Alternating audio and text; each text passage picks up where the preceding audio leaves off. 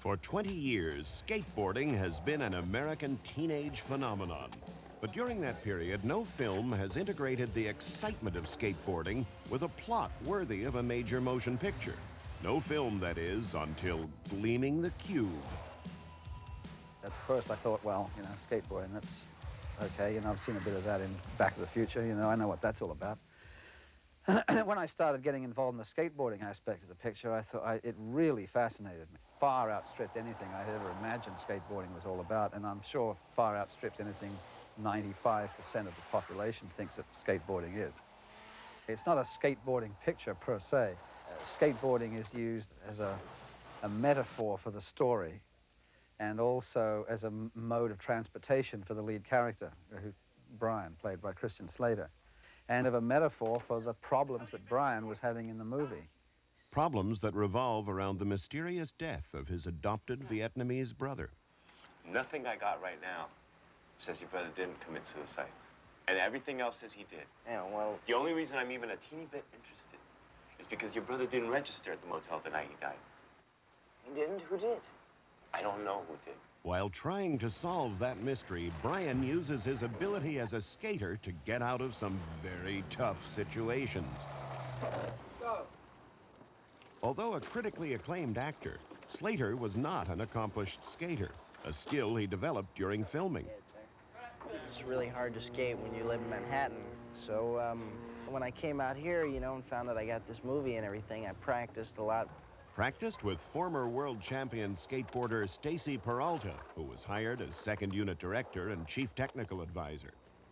With Christian, my main emphasis was on what we call camera technique tricks, so that when he skateboarded, he looked very comfortable. Because when you watch a good skateboarder, he can do nothing, and it looks like he's doing something because he's so relaxed, so in tune with his board. And that's where we had to get Christian, so that in doing nothing, it was just right there. It's like less is more. I mean, that's the basic thing, is we have to tell them where to put their weight and convince them that, hey, you're going to be okay and you're not going to get hurt on this thing. I didn't really take skateboarding that seriously, but now it's unbelievable. I mean, I love it, though. I love skateboarding. I think it's fun. Not that I'm a skateboarding wizard or anything, but I learned enough, to get through. For the more difficult scenes, the director turned to stunt double Mike McGill, another former world champion skateboarder and creator of the 540-degree aerial stunt known as the McTwist.